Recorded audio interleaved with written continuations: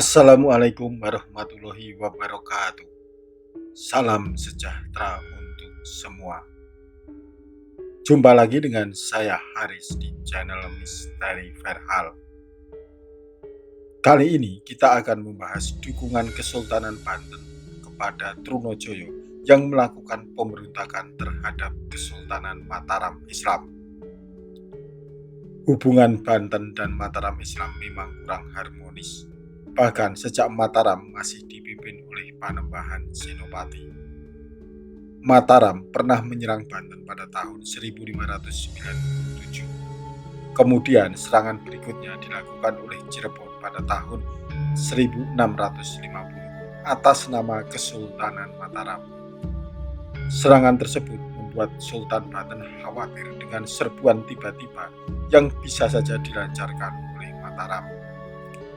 Ketakutan Banten terhadap Mataram melebihi ketakutan kepada VOC. Untuk itu, ketika Trunojoyo, pangeran asal Madura, memberontak terhadap Mataram, Kesultanan Banten di bawah Sultan Ageng Tirtayasa turut mendukung. Apalagi saat itu terdapat keluarga Banten yang menjadi tawanan politik Amangkurat I, Raja Mataram. Tawanan tersebut adalah Pangeran Martawijaya dan Pangeran Kartawijaya. Berhasilkah Banten berebut tawanan tersebut? Simak sampai tuntas. Seperti kita ketahui, Kerajaan Mataram Islam ingin menguasai seluruh Jawa. Namun, upaya itu mendapat perlawanan dari Banten dan juga VOC Belanda. VOC menguasai wilayah Batavia, sekarang menjadi Jakarta. Pada perjanjian antara VOC dan Mataram pada tahun 1677, batas kekuasaan VOC adalah dari Batavia hingga perbatasan barat Sungai Cipunegara dan Sungai Cimanuk. Sebelah timurnya masih diakui milik Mataram.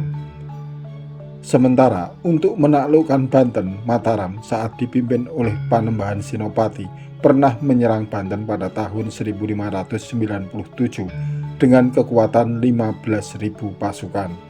Namun hasilnya mengecewakan. Bahkan ketika Sultan Banten telah wafat dalam penyerangan ke Palembang di tahun itu juga, Banten tetap tidak dapat jatuh ke tangan Mataram. Sebelum Mataram menyerang Batavia pada tahun 1628 dan 1629, VOC pernah menawarkan bantuan kepada Mataram untuk bersama-sama menyerang Banten.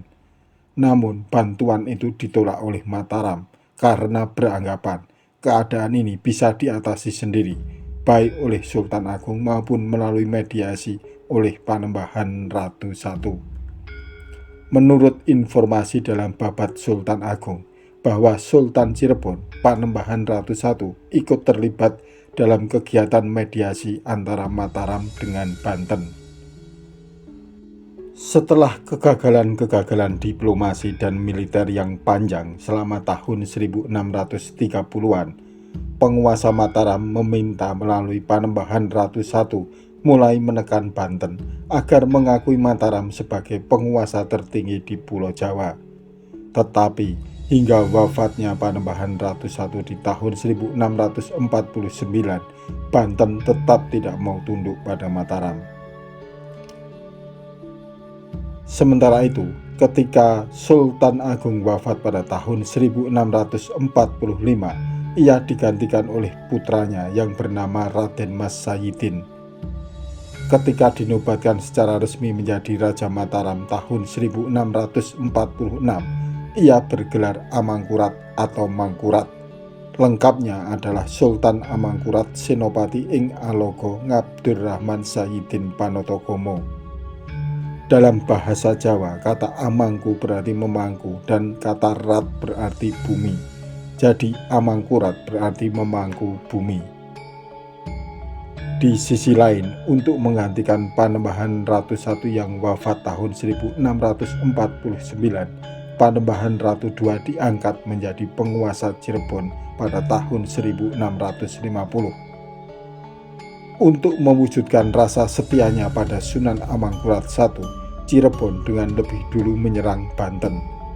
Cirebon mendahului menyerang Banten di Pontang dengan kekuatan 2.000 hingga 3.000 pasukan yang diangkut dengan 60 kapal tanpa dukungan pihak Mataram. Pasukan Cirebon dipimpin oleh Pangeran Martasari dan Ngabehi Panjangjiwa berhadapan dengan pasukan Banten di bawah pimpinan Lurah Astra Susila.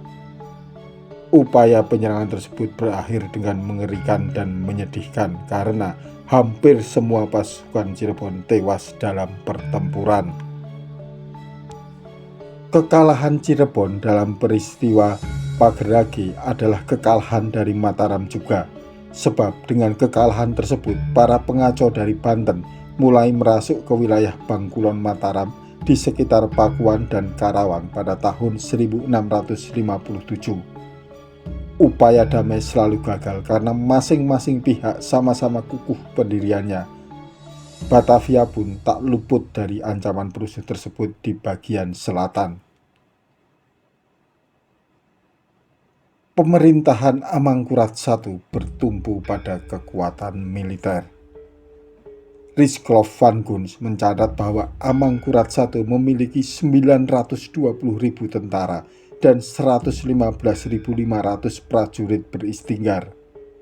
Tentara maupun prajurit beristinggar itu tidak hanya dipimpinnya sendiri, melainkan juga dipimpin oleh vasal-vasalnya yang dikerahkan ketika Mataram menghadapi peperangan.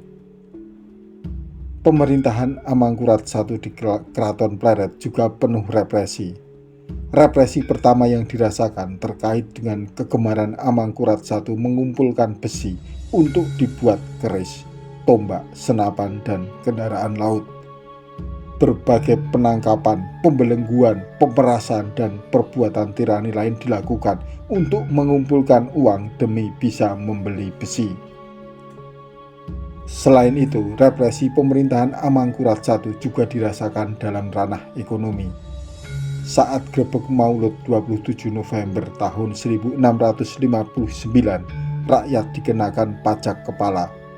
Besarnya berbeda-beda. Amangkurat I juga melakukan penutupan pelabuhan-pelabuhan. Penutupan pelabuhan itu dilakukan demi memonopoli beras juga kayu sebagai komoditas perdagangan Mataram. Adapun penduduk yang kedapatan tetap berlayar ataupun melakukan perdagangan melalui pelabuhan dibunuh oleh penguasa setempat atas perintahnya. Selain itu, pemerintah Amangkurat I juga memberlakukan monopoli terhadap beras, gula hitam, gula putih, papan, balok, dan garam.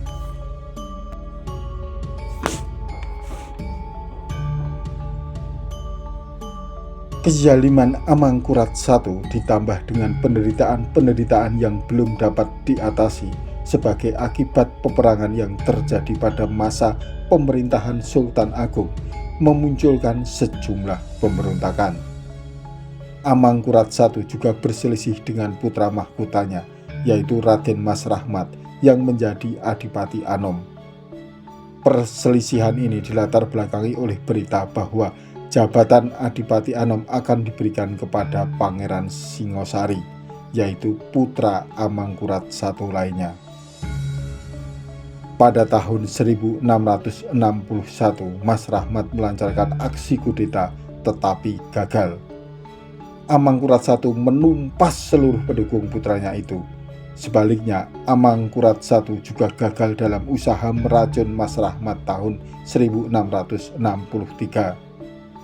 Perselisihan memuncak tahun 1668 pada saat Mas Rahmat merebut calon selir ayahnya yang bernama Roro Oyi. Amangkurat I menghukum mati Pangeran Pekik, mertuanya sendiri, yang dituduh telah menculik Roro Oyi untuk Mas Rahmat. Mas Rahmat sendiri diampuni setelah dipaksa membunuh Roro Oyi dengan tangannya sendiri. Selanjutnya muncul pemberontakan besar yang dimulai di Madura di bawah pimpinan Trunojoyo pada tahun 1674, seorang pangeran dari Arisbaya. Dengan bantuan pelaut-pelaut Makassar yang dipimpin Karaing Galisong dan Monte Marano, pemberontakan Trunojoyo pun meluas di seluruh Jawa Timur dan daerah-daerah pesisir Jawa Tengah. Puncaknya, ibu kota Pleret berhasil dikuasai pada tahun 1677. Konflik dan pemberontakan di Mataram kemudian dimanfaatkan oleh Sultan Ageng Tirtayasa dengan memberikan dukungan material dan spiritual bagi kaum pemberontak Trunojoyo. Tujuannya banyak, selain melemahkan Mataram, juga sekaligus menghancurkan VOC dan menyelamatkan anggota keluarganya dari Cirebon agar jauh dari pengaruh Mataram. Meskipun pemberontakan Trunojoyo berhasil dihancurkan oleh VOC untuk menegakkan kembali tata Mataram, misi Sultan Agung Tirtayasa berhasil dengan dapat dikembalikannya anggota keluarga Cirebon dan mendudukkannya menjadi penguasa Cirebon yang semi mandiri. Sultan Ageng Tirtayasa berhasil memainkan politik gangguan terhadap relasi Cirebon-Mataram tanpa diketahui oleh pihak Mataram dan VOC. Para penguasa Banten sebelum Sultan Ageng Tirtayasa sangat takut bila Mataram benar-benar menyerang seperti pada tahun 1597 dan 1650. Sebuah audiensi antara Sultan Abdul Mufakhir Mahmud Abdul Qadir dengan pejabat VOC di tahun 1630-an menyatakan, "Jika bangsa Anda menyerang kami dari laut, kami bisa lari ke gunung dan bangsa Anda tidak akan mungkin mengejar kami ke sana. Sedangkan jika Raja Mataram menyerang kami saat ini, tidak ada tempat berlari bagi kami karena mereka akan terus mengejar kemanapun kami pergi." Mungkin dari ketakutan dan mitos itulah yang menyebabkan Sultan Ageng Tirtayasa mensponsori gerakan pemberontakan. Di samping terdapat anggota keluarganya dari keluarga Cirebon yang menjadi tawanan politik di Mataram selama masa kepemimpinan Sunan Amangkurat I. Mereka yang menjadi tawanan adalah Pangeran Martawijaya dan Pangeran Kartawijaya. Saat itu Sultan Ageng Tirtayasa sedang berkonflik dengan VOC dan jatuhnya Makassar ke tangan VOC di tahun 1669 dalam perjanjian Bungaya ikut menjepit Banten di bidang politik. Banten tetap tidak mau berkompromi dengan VOC sebagaimana berkomprominya Sunan Amangkurat I di Mataram. Banyak pejuang dari Makassar yang ditampung di Banten serta banyak juga berkeliaran di pesisir Mataram seperti Karaeng Galesong dan bergabung dengan pemberontak Trunojoyo. Sultan Ageng Tirtayasa, penguasa Banten, memberikan bantuan kepada Trunojoyo dalam melakukan pemberontakan terhadap Mataram karena ia khawatir Mataram akan semakin kuat. Sifat ekspansif Mataram membuat Banten selalu was-was, khawatir kalau tiba-tiba diserang seperti dua peristiwa sebelumnya. Oke teman-teman, episode mendatang saya akan membahas topik lain. Jika kawan-kawan menginginkan saya membahas topik khusus, silahkan menghubungi kami melalui email misteri.verhal@gmail.com atau menulis pesan di Facebook dan Instagram yang alamatnya ada di kolom deskripsi, atau cukup menulis komentar di kolom komentar yang ada di bawah ini. Nanti saya yang akan menghubungi kawan-kawan.